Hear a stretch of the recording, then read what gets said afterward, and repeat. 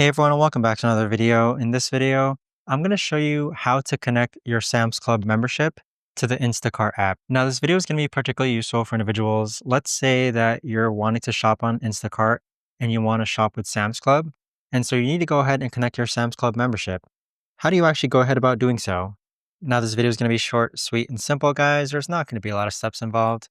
Now, in order to do this, let's first log on to the Instacart app. Next, click on Sam's Club or Find Sam's Club. Now, it's going to redirect you to this page here. What you need to do next is that on the upper hand side, click on Add Membership. And then on the bottom, you can either join with a new Sam's Club membership or you can link your existing membership.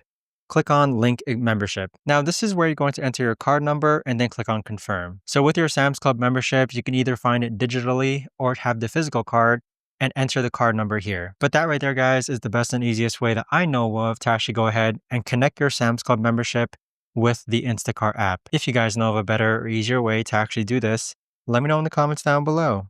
I would love to know. Thanks so much for watching, everyone, and I'll see you guys all in the next video.